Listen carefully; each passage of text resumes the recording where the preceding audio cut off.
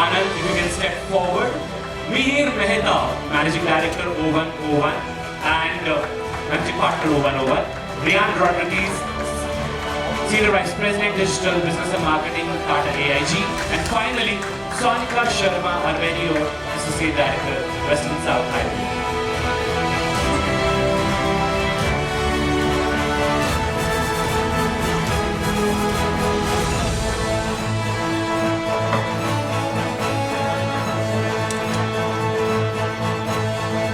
So Meghna, over to you to moderate this session.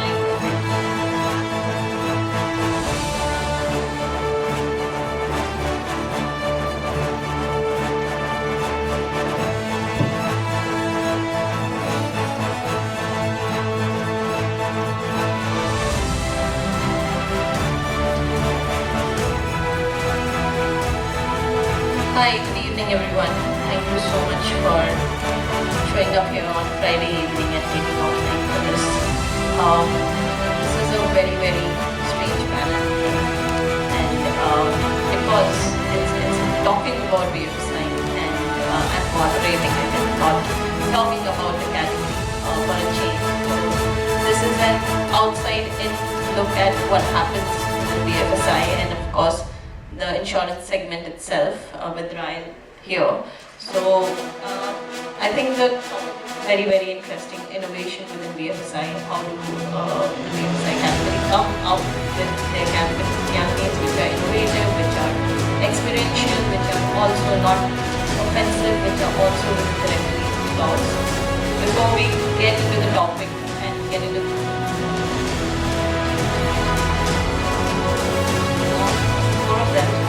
what is the meaning of innovation? Each one. What does innovation mean to you?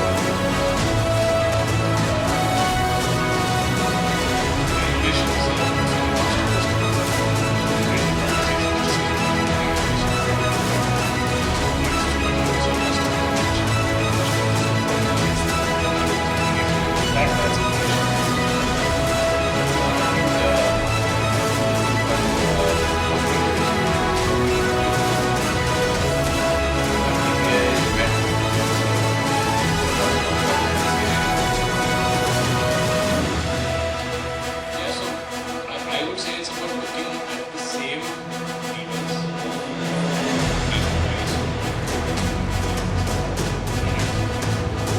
achieve the goal or to create impact and so on and so forth. But essentially you're using the same medium, so to speak.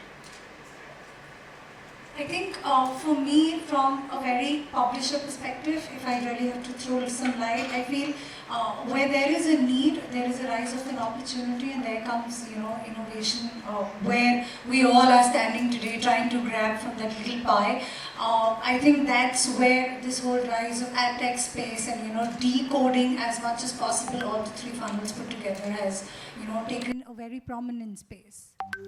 If I may add, in a very complicated world of BFSI in a country where penetration of most BFSI products is so low, sometimes I think simplicity is being innovative. Yeah, I think that's exactly what I was going to say. Simplification is what innovation is.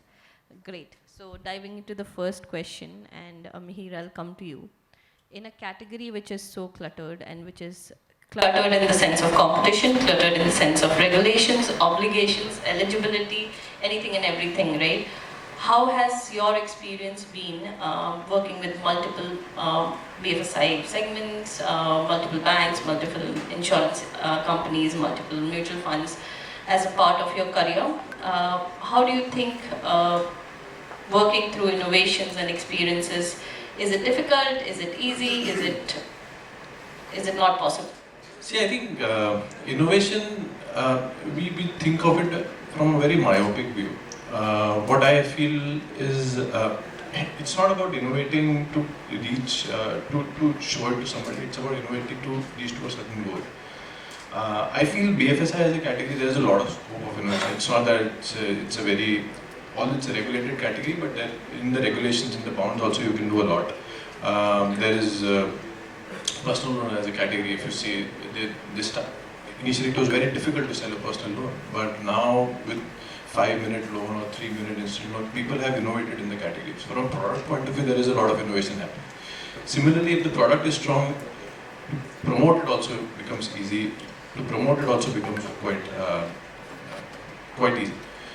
Second, I think it's all about your perception, what you want to achieve out of the entire goal. So if you want to drive sales, so innovation should not happen in marketing. It should happen in your on-ground team. So that's what my take is. And personally, I've never had a challenge in innovating in the category because there's a lot of things you can play for. Like mutual funds started with mutual funds, now the penetration is increased to a large level. So that's good. Okay, Anand, you have any take on this question? Sorry, I mean, is we're talking about innovation in the category, or are we talking about This is about the challenges? Challenges Okay, within the yeah. innovation. So look, I've never worked for a BFSI brand, so I've always been on the other side, either on the advertising side or on the solution side when I was in broadcasting, or on the agency side where I spent some time. Right? I mean, even as a customer, right, when I started investing in mutual funds, at that point of time, you didn't have online influencers to tell you where to invest. Pretty much had to make your own decisions or ask your friend who's investing before you. In my case, it was a guy called Krishna who actually introduced me. I think the challenge was that when you started investing in mutual funds in a market where penetration at that point of time was less than 1%, there were some 350 products. And I think the challenge, honestly, in the industry is to simplify. And I think the best example of one of the most effective campaigns in the last 1 decade is AMFI Mutual Fund Sahi Hai. Because I think for the first time, they took the category barriers head on in the most simplified way. And I know it's very difficult for companies to do because you have targets to meet and products to sell. So it's easy to say that they did a great job. But honestly, I think for a country like India, where we are so deeply underpenetrated on mutual funds, we're deeply underpenetrated on general insurance, on life insurance, I think there's a responsibility to stop thinking about innovation as doing dramatically different stuff, but to really simplify the category for the last mile and the audience who really needs it. Right? Being an underinsured country which is growing so fast puts a large part of your population at significant risk to lose a large part of their money, whether they invest incorrectly in mutual funds or they invest in the wrong kind of insurance products because of the way the whole category is structured.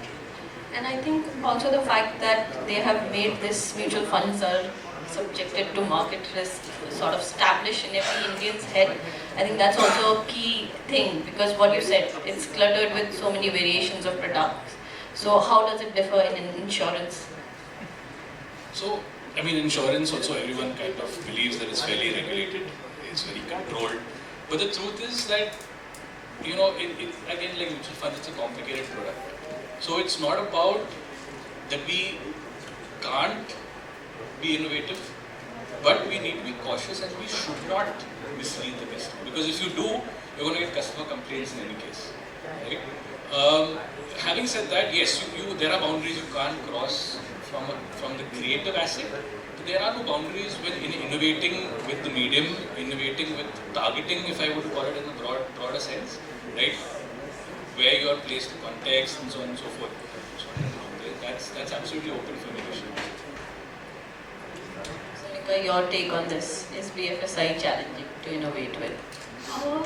From my perspective, I feel we've honestly moved from genesis of online banking to mobile payments.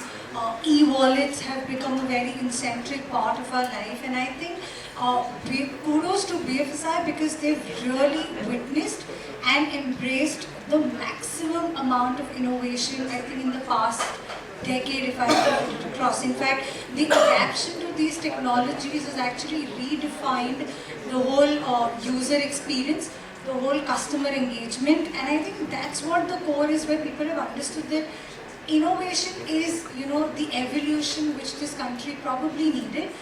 Like I just said in my first statement as well, I think that if there is a need, there is a rise of an opportunity, and there is where the innovation scheme comes into play. And I think that's where, talking from hybrid perspective or talking from the publisher side, if I would throw some light, I think we've understood that from a global perspective. We're a global ad tech space We have presence across the globe, across various continents.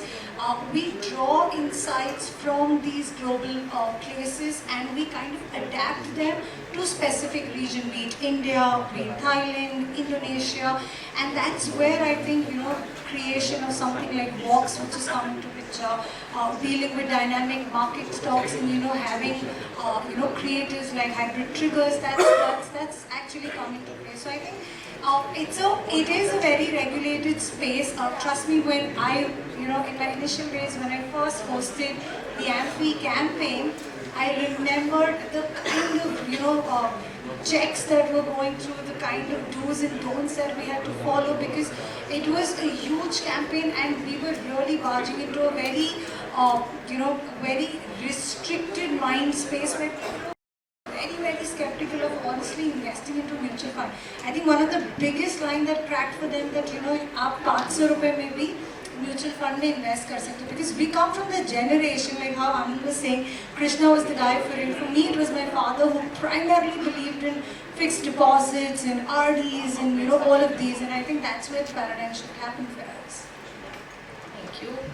So I think mutual fund sahi hai works and you guys can invest, but it's subjected to market risk is what we are trying to say.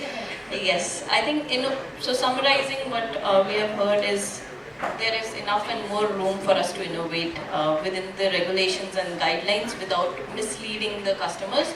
And that leads me to a second question to you, Ryan, as to what is an example of an innovative campaign, a glass shattering campaign that has been done at Tata AIG?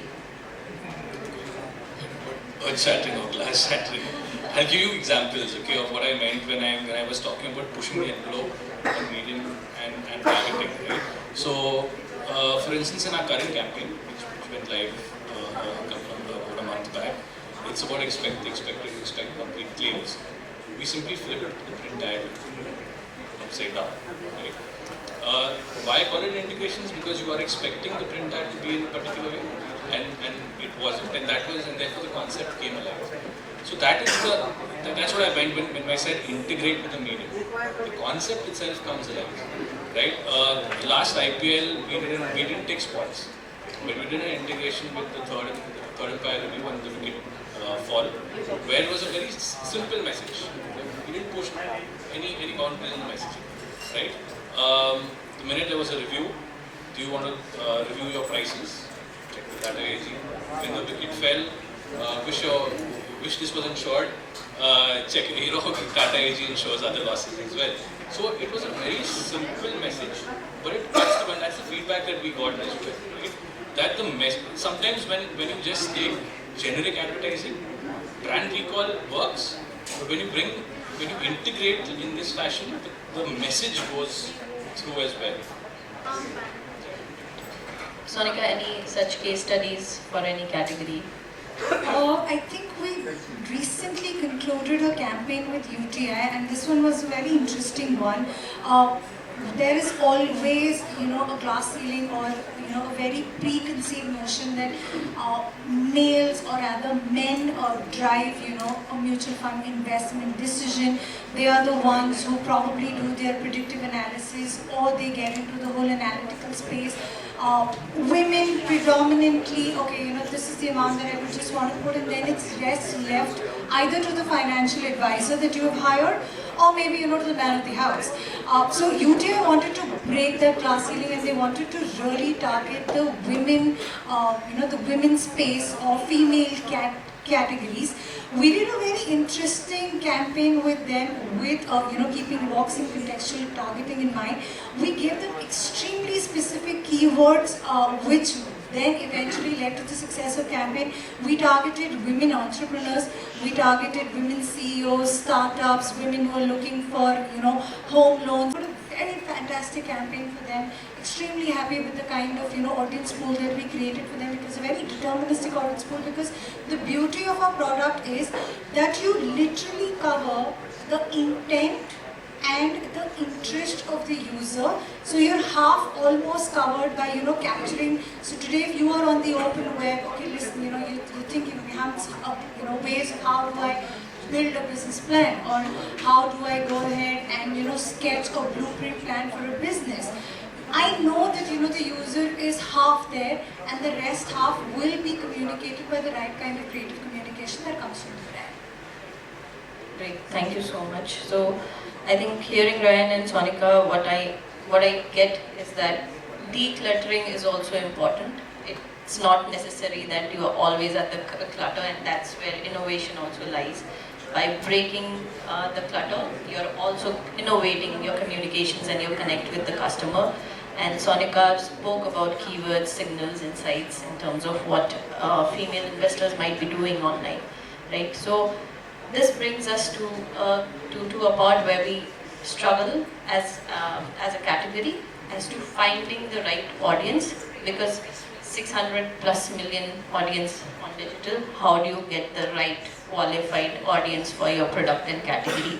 And this, as agency partners, must be a challenge that you guys keep hearing from clients, right? That, okay, we need to get more richer audience, we need to get the right audience, we need to get customers who are more eligible for our product. So how do we solve for this, Anand? So I think it depends on in what category you are in and who are you targeting. For example, you could be a very niche bank whose objective is not to get scale, but to get higher customers.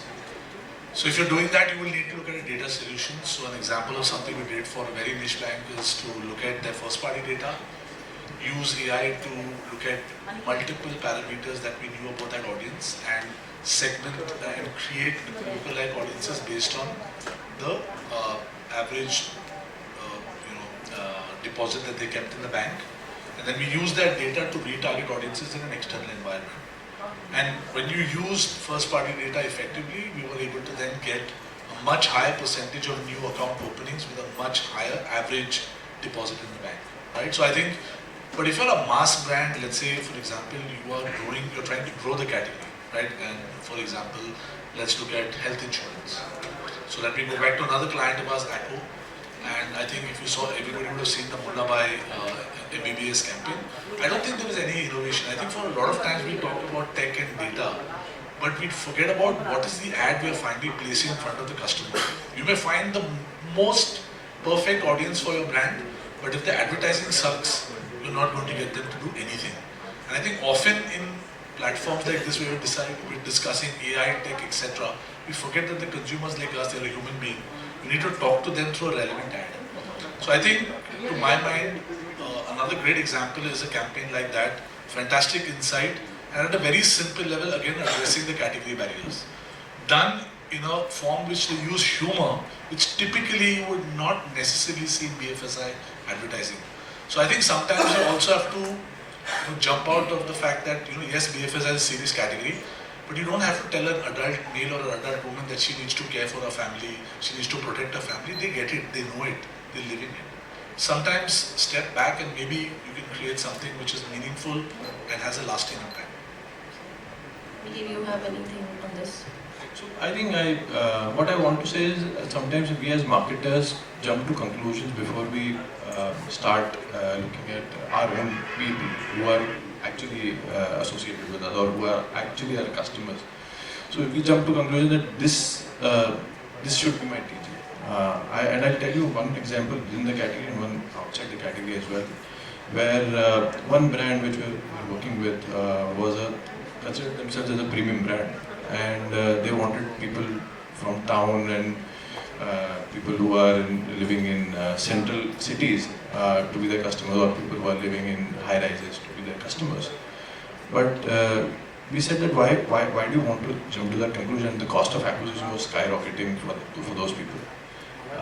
Let's look at an inside-out approach where you look at your data and you at least. So we went back to this drawing board. We said, well, let's talk to your actual salespeople who are selling it on ground. They will give you that perspective. And when we saw that perspective, we saw that these people are not businessmen. These people are doctors, these people are lawyers, these people are actual small businessmen who are buying your clothes, who are buying your products.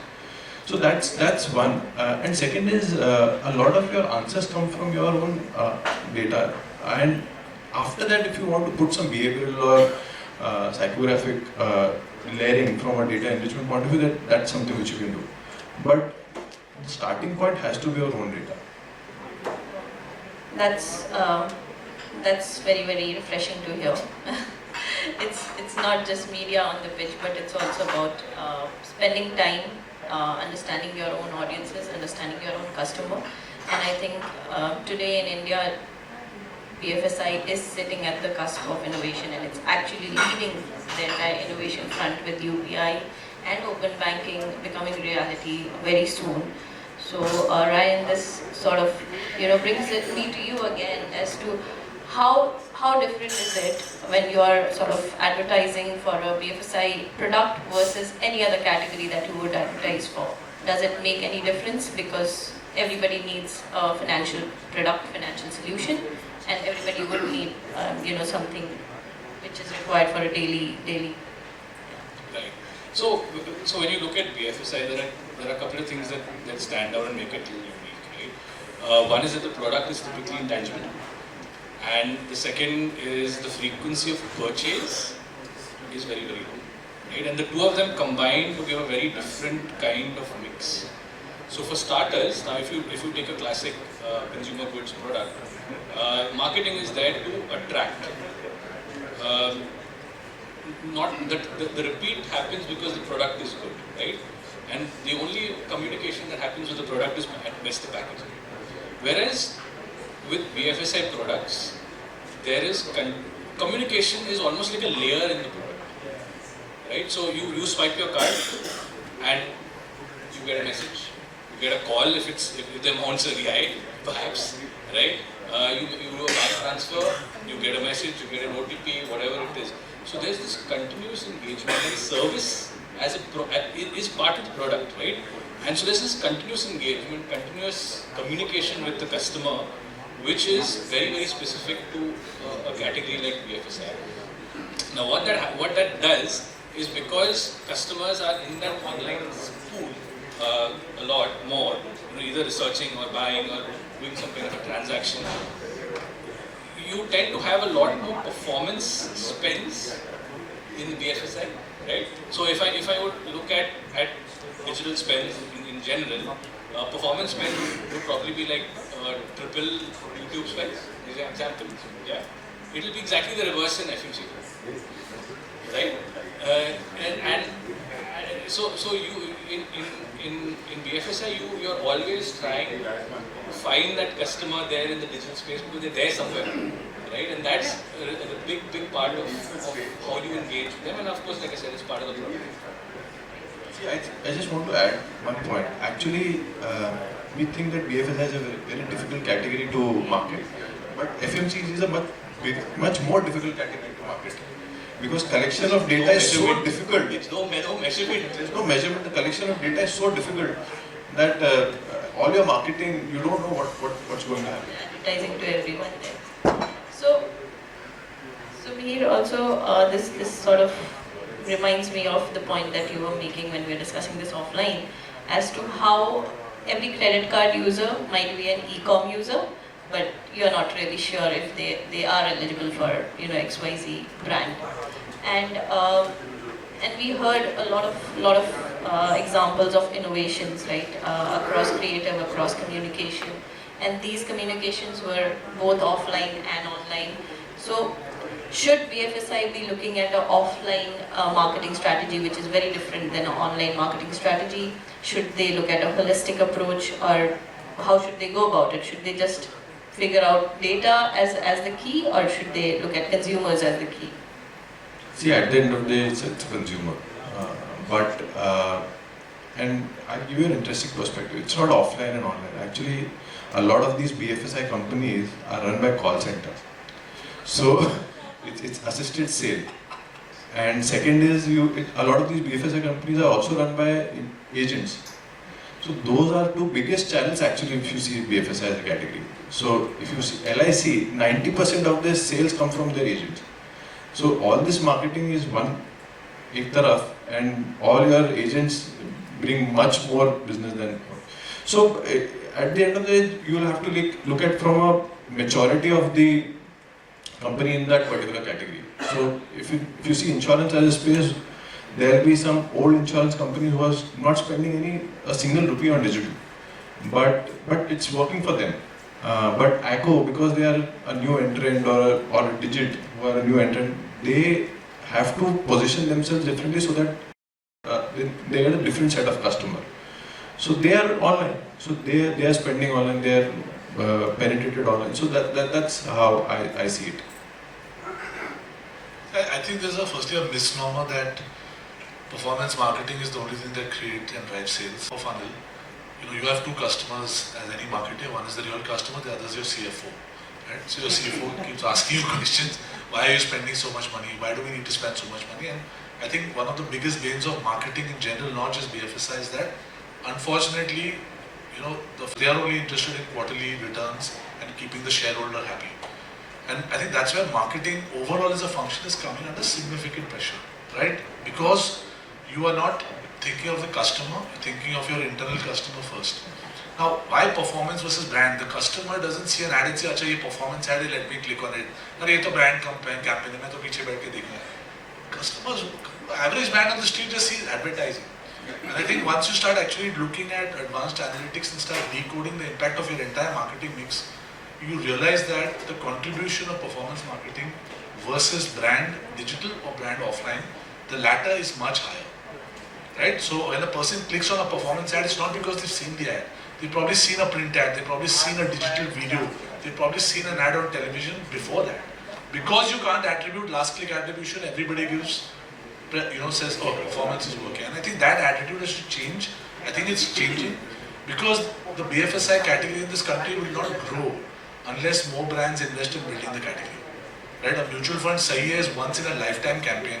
It's not going to happen for every single category like life insurance, like mutual funds, or like general insurance. And I know it's tough because eventually you're running a P&L and you have to be you're responsible to the board and the shareholder. But I think somewhere the category has to also lift itself out of this performance mindset and start thinking about building brands because brands endure. Right? And that's the truth in every category, anywhere in the world. Great. Thank you so much. I'll just add to what Andy just said. In fact, Anand just said. In fact, we were having a very interesting conversation just on the same lines before this whole panel discussion started. I think we all are forgetting a very key matrix in when it comes to branding or performance or anything. And what Andy really specified that a consumer doesn't understand that if it's a performance campaign which is being served to me or a marketing campaign or a branding campaign.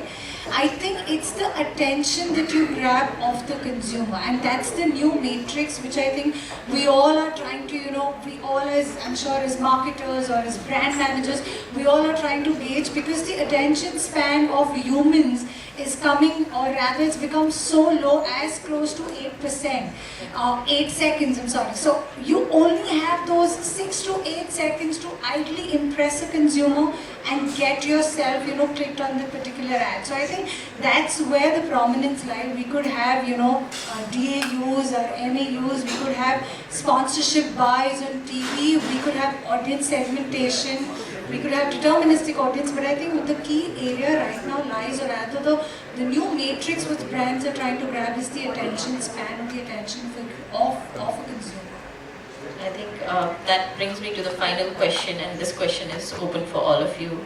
The whole debate of performance versus awareness, how do you think ad tech will solve that, and how can ad tech help the entire BFSI category? Because I think the Google and Meta of the worlds are spoiling us, because somehow giving that objective of get me leads works better than saying get me awareness and get me traffic, because somehow we get the traffic, we don't get the leads when we actually give that high order objective to the campaigns. But giving that bottom funnel key signal to the tools of Google and Meta sort of brings us those performances, those leads, right? So how do you think ad tech can solve for the challenges of BFSI?